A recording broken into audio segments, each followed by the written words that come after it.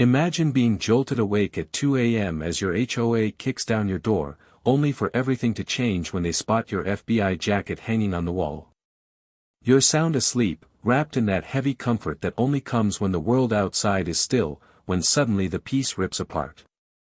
Imagine being yanked from your dreams by the sound of wood splintering, hinges snapping, and a crash that echoes through your chest like a gunshot. That's what happened to Monique Harrell on that humid Texas night at exactly 2:07 a.m. Her heart slammed against her ribs as she bolted upright. At first she thought it was a burglar, that was the only thing that made sense. But the voices came fast, authoritative, sharp, clipped like orders. "Go, go, clear the entry," one barked. Monique stumbled out of bed, bare feet cold against the hardwood, her breath shallow, her mind spinning. She clutched the doorframe of her bedroom, straining to listen. The pounding of boots echoed in her hallway. This wasn't one person. It wasn't even two. There were many. She caught sight of shadows moving against the dim light spilling from the street lamp through her curtains. Adrenaline flooded her system. Who were they? What did they want? She grabbed her phone from the nightstand, hands trembling too hard to punch in the passcode. Her thumb slid against the glass, failing once, twice. By the third try, she could hear them in the living room. Her living room. The place where she had laughed with her nieces, cooked Sunday meals, and fallen asleep to quiet jazz on lonely nights. And now, invaded. Violated. She pressed herself against the wall, phone finally unlocked, but froze when she heard it, the unmistakable scrape of metal. A weapon. Her stomach dropped. Burglars didn't move in coordinated lines. Burglars didn't give orders. She felt her body lock up with a realization far worse than random crime. These people weren't strangers off the street. Whoever they were, they thought they had authority. Then came the first shout directly toward her. "Come out. Now." A man's voice, deep and commanding. Monique's breath caught in her throat. Every cell in her body screamed to hide, to protect herself, but there was no time. She stepped slowly into the hall, raising one hand instinctively while clutching her phone in the other. The figures came into view, men in dark polos and tactical vests, moving with the arrogance of law enforcement but without the discipline. Their faces weren't hidden, but their eyes were cold, scanning, treating her house like hostile territory. Her voice cracked when she found it. "Who are you? What are you doing in my house?" One of them raised a flashlight, the beam searing into her eyes. "Quiet," he snapped. "HOA security sweep." HOA. The word didn't fit the chaos around her. The homeowners association, the people who argued about lawn height and mailbox colors, those were the ones who had shattered her door and stormed her home like soldiers. Her mind reeled, trying to piece together the absurdity. Another voice barked from behind the men, "Clear every room. She's here alone." Her blood ran cold. How did they know? How could they be so sure? She wanted to scream, to demand answers, but her throat locked. She thought of her late father's advice, words he'd told her years ago, "When fear takes you, don't let them see it." So she steadied her voice the best she could. "You have no right to be here." But her words seemed to slide right past them. They weren't listening. They weren't here to talk. And as the beam of the flashlight swept across her wall, toward the framed degrees, the family photos, and finally, the navy blue FBI windbreaker hanging neatly on a hook, the air shifted. She didn't know it yet, but that small piece of cloth was about to turn everything upside down. The beam of the flashlight froze on the navy blue jacket. 3 letters, bold and unmistakable, stared back at them, FBI. For a moment, the entire house seemed to hold its breath. The men stopped mid-step, their aggressive commands swallowed by sudden silence. Monique saw the change immediately, their shoulders stiffening, their eyes darting, their formation breaking ever so slightly. One of them muttered under his breath, "Hold up, that's federal." The man at the front snapped his head toward the speaker, jaw clenched. "Stay on task," he growled, but his voice had lost its edge. Even in the dim light, Monique caught it, the flicker of doubt. Authority had shifted, and they all felt it. Monique's heart still hammered, but a strange clarity washed over her. She wasn't just a terrified woman in her nightclothes anymore, she was the daughter of a man who had taught her never to bow to intimidation, the niece of an aunt who'd marched for rights in the blistering Texas heat, and the owner of a jacket that told the world she wasn't easy prey. That jacket belonged to her cousin, an active FBI agent, who had left it with her months ago after a visit. But they didn't need to know that. One of the men took a cautious step closer. "This your jacket?" he asked, his tone softer now, but the question dripped with suspicion. Monique lifted her chin, her voice steady though her chest still trembled. "Everything in this house is mine. And you broke into it. At 2 o'clock in the morning. Who are you to demand answers from me?" The man's eyes narrowed, his bravado faltering. Behind him, another voice whispered urgently, "This isn't good. She could be connected." "We can't," his words trailed off. Monique could feel the power shift. The air thickened with unease. She stepped further into the hallway, her silhouette framed against the glow of the streetlight filtering in from behind the broken door. "I want you out of my home," she said, each word deliberate, slicing through the heavy silence. "Now." For a second, no one moved.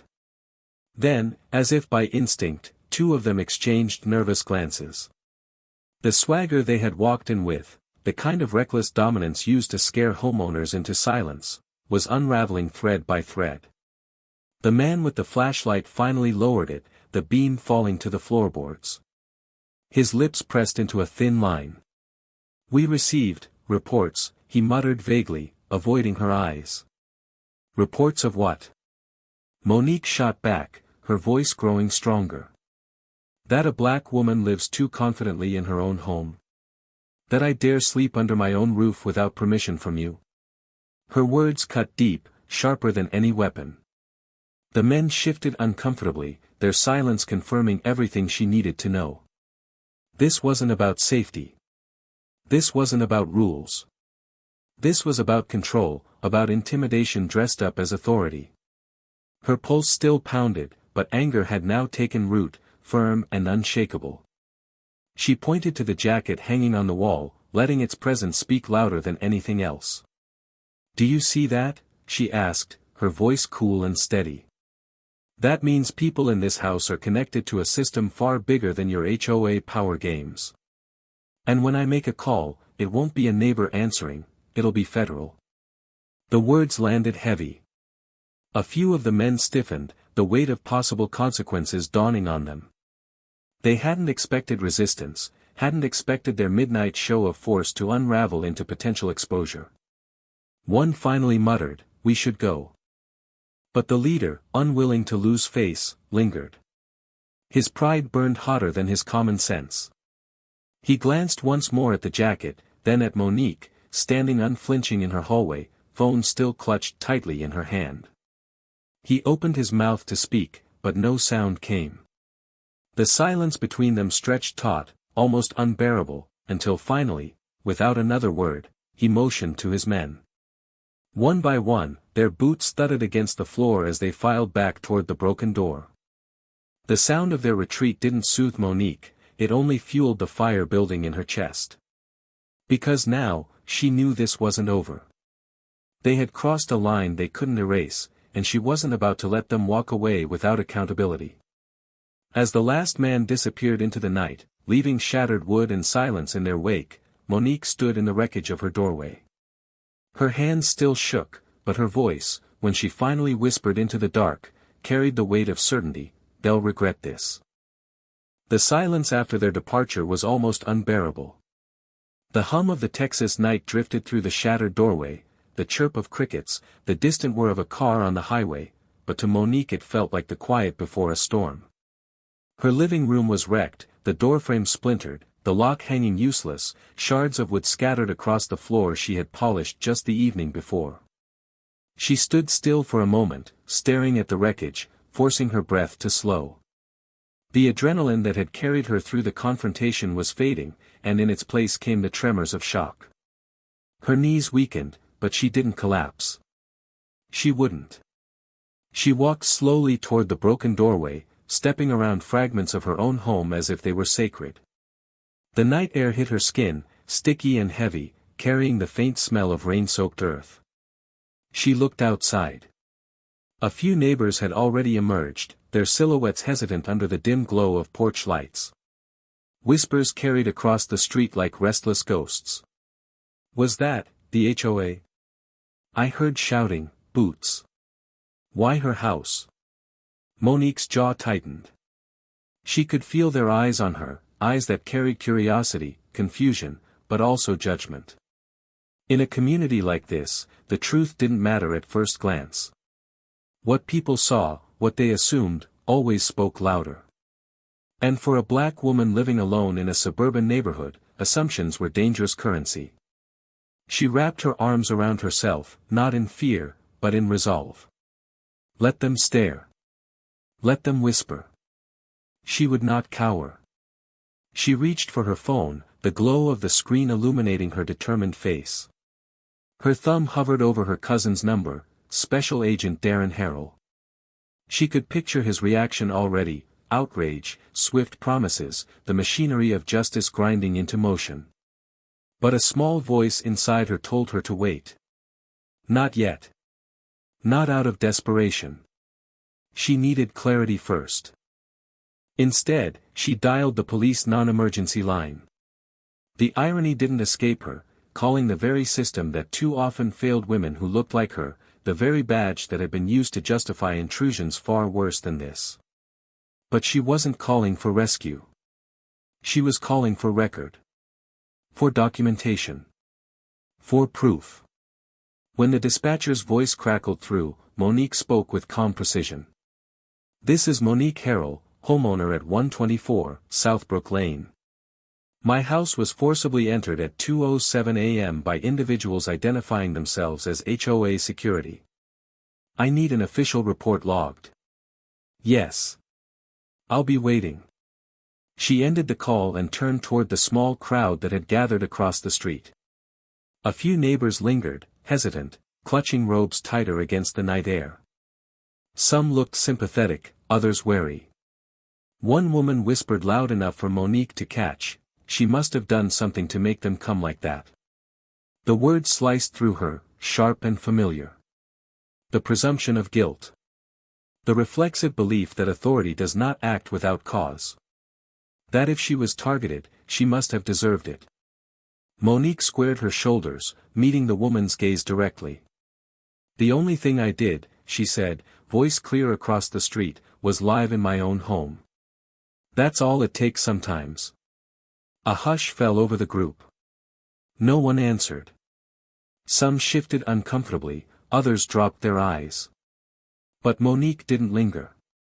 She stepped back inside, shut what remained of her door, and stood in the fractured frame of her sanctuary. Her eyes drifted once more to the FBI jacket. Its presence still carried weight in the air, like a silent guardian. She thought of her cousin, of the oath he had taken, of the countless times he had told her, "We can't let them think we're powerless. We fight smart, not scared." Monique inhaled deeply, steadying herself. This was no longer about a broken door. This was about dignity. About principle.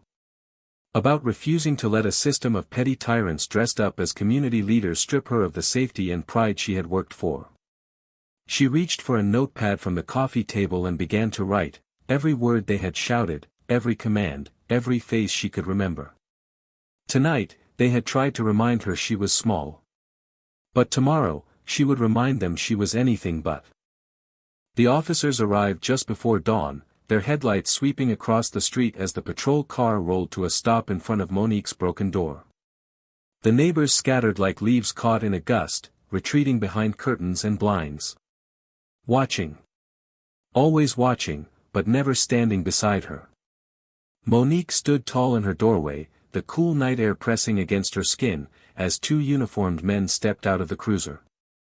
They walked up slowly, eyes darting from the shattered frame to the scattered wood on the floor. One cleared his throat. "Ma'am, you said this was HOA security?" His tone carried doubt, as though the words themselves didn't make sense. "That's exactly what I said," Monique replied evenly. "They came in like a tactical unit. Kicked my door in. Issued commands like they were clearing a crime scene. And when they saw something that reminded them of real power, they left." The officer scribbled on his notepad, his partner glancing uneasily toward the jacket still hanging in the hall. "Any names? Any identification?" Monique let out a short laugh. "They weren't wearing name tags, officer. But I saw their faces. Every one of them. And I'll never forget." The officer nodded stiffly, his pen scratching across the page. But Monique caught it, the subtle hesitation in his body language. He knew what this report meant. A black woman accusing an HOA of storming her home wasn't going to sit quietly in some file. It would spread. It would stir. And it would demand answers his department wasn't eager to give. When they finally left, promising to follow up, Monique closed the door, or what was left of it, and sank into her couch. Exhaustion tugged at her body, but her mind wouldn't rest. She knew these men wouldn't admit fault. They'd spin it, twist it, claim she was dangerous or unstable. But she had a weapon they couldn't anticipate, the truth, her voice, and the jacket that had shattered their illusion of power. By noon, the whispers had turned into a storm.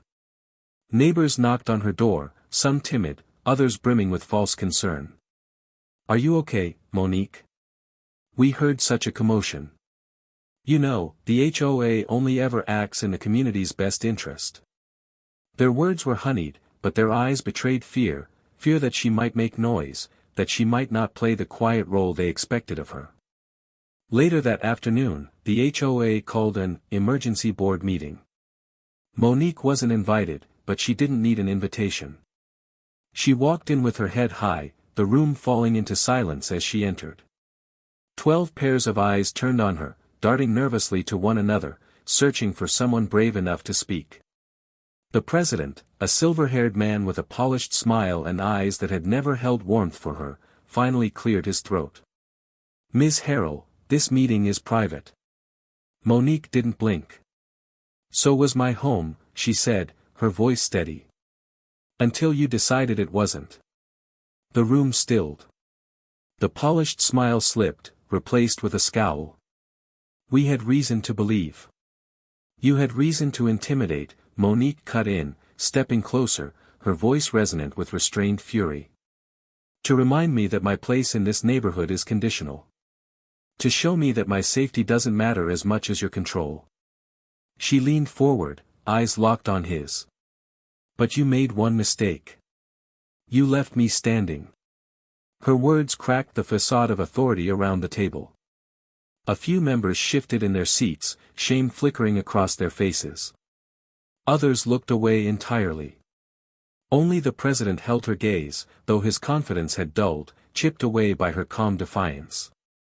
Monique straightened, her presence filling the room. "I filed a police report. And next, I'll be speaking to legal counsel. I don't care if you call yourselves a board, a committee, or a government, you don't get to break down my door because you don't like who lives behind it." For a moment, no one dared to breathe. The weight of her words pressed into the space, undeniable and immovable.